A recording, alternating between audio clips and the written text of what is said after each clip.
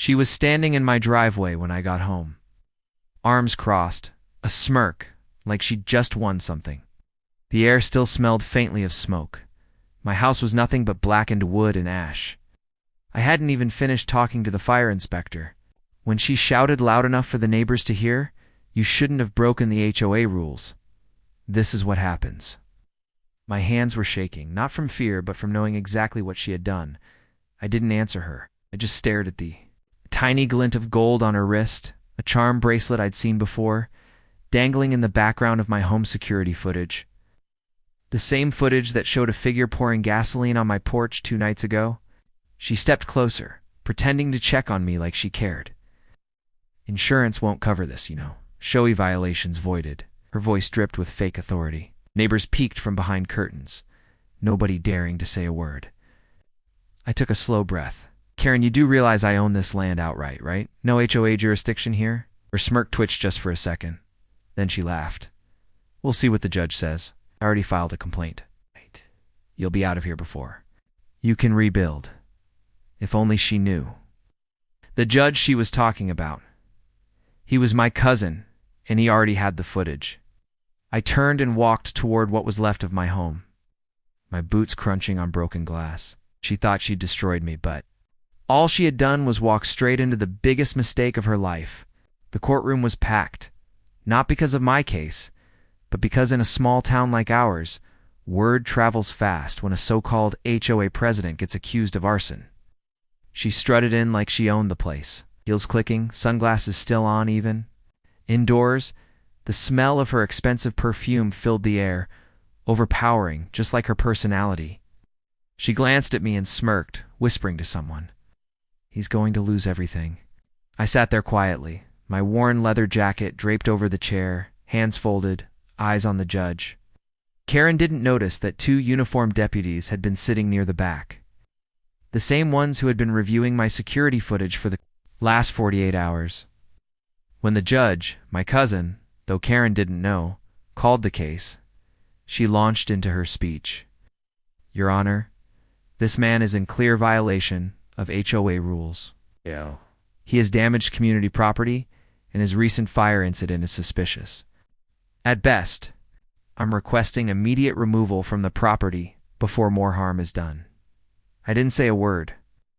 I just slid a small USB drive across the table to my lawyer.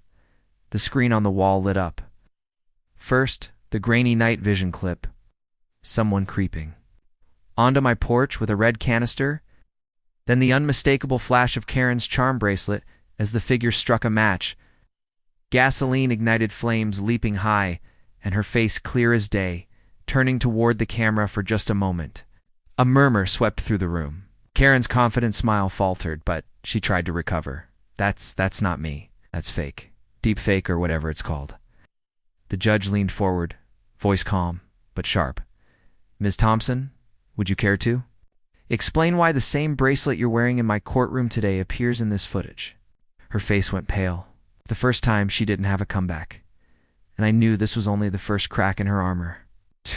She started stammering, her words tripping over each other, like she was trying to run from the truth but couldn't find the door. I was at home that night. Can't prove it was me. This is a setup." She pointed at me like I had conjured the whole thing out of thin air. The deputies didn't wait for the judge's order. They stood up and walked toward her. One of them held a manila folder. "Ma'am, we have cell tower data showing your phone pinged off the tower closest to his property at 11:42 p.m., exactly when the fire started." Her jaw tightened, but she still tried to hold her ground. "So what? I was in the neighborhood. Not a crime." The second deputy pulled out a small evidence bag. Inside, a single silver charm shaped like a tiny house, its edges blackened. "We found this in the ashes of his porch, which matches the bracelet you're wearing." Gasps filled the room. Karen's hands instinctively went to her wrist, as if she could hide it now. Her voice broke just a little. That's impossible." I leaned forward for the first time, meeting her eyes. Impossible or just stupid? She glared at me with a look that could have burned a house down all over again. But beneath the anger, I saw fear creeping in. The judge's gavel hit the desk once. "Ms. Thompson, You are to remain in this courtroom while the deputies confirm evidence with the arson investigation team. Do not attempt to leave. She sat back in her chair, clutching her purse like it was the last thing keeping her alive. And for the first time, she realized she wasn't running this show anymore. But she had no idea what was coming next. The next witness walked in, and Karen's head jerked toward the door like she'd just seen a ghost. It was Mike, my neighbor from 2 houses down. The same neighbor she had been bragging to for months about getting rid of me. He walked straight to the stand, avoiding her glare. "Tell the court what you told me yesterday," my lawyer said. Mike cleared his throat. "2 nights before the fire, I was outside fixing my truck. I saw Karen loading what looked like gas cans into the back of her SUV. She told me she was finally going to solve the problem next door. I didn't think she meant this." His eyes darted toward me, then down to the floor. "I should have said something sooner." Karen slammed her hands on the table. "Lies. He's lying for him. They're all lying." The judge didn't even look at her. "Sit down, Miss Thompson." But it wasn't over. My lawyer clicked to the next piece of footage. A clip from a traffic camera at the intersection near my house. There was Karen's SUV, 11:38 p.m., heading toward my street. The taillight was cracked, the same as the one in the parking lot outside the courthouse right now. "What?" The deputy stepped forward. "AGAINM's Thompson, we have a warrant to search your vehicle. If you'd like to make a statement before we do, now's the time." Her breathing quickened. "This is harassment. I'm the president of the HOA. You can't. That's funny." I cut in, my voice calm, because there's no HOA here. "You've been pretending for years, collecting fees from people who didn't know better." A ripple went through the courtroom. Karen's lips parted, but no sound came out. She'd been caught for the fire. But now an even bigger fraud was about to unravel right in front of everyone. The judge adjusted his glasses, clearly intrigued. "Mr. Collins, are you saying this neighborhood has no legal HOA?" I nodded. "Yes, sir. County records show the association was dissolved 8 years ago. Everything she's been enforcing, fines, notices, so-called rules, was fake. She's been running her own little empire, and most of us didn't even know." A low hum spread through the courtroom. People in the back row started whispering, and a couple of them pulled out their phones, probably texting neighbors. Karen shot up from her seat. "That's not true.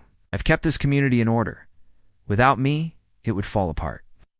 My lawyer slid another document across the table. This is the county clerk's certification of dissolution, along with bank records, showing over $200,000 deposited into Miss Thompson's personal account over the last 4 years. Money collected as HOA fees.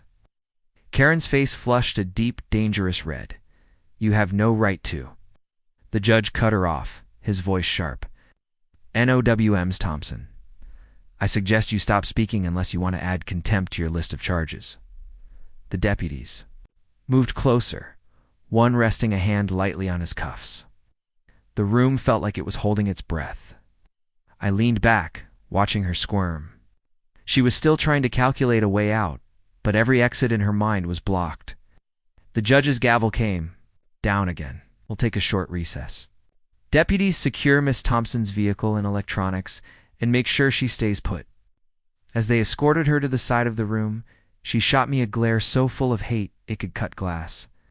But behind those eyes, I could see the panic of someone who finally realized their entire world was about to collapse in public, and I wasn't done with her yet. When court resumed, the air felt heavier, like everyone knew the next few minutes would decide everything. The deputies had returned, with a black evidence bag, and placed it on the table in front of the judge. One reached inside and pulled out a half-empty gas can, its red plastic streaked with soot. "This was found in the trunk of Miss Thompson's SUV," the deputy said. "Forensics confirms the residue matches the accelerant used in the fire."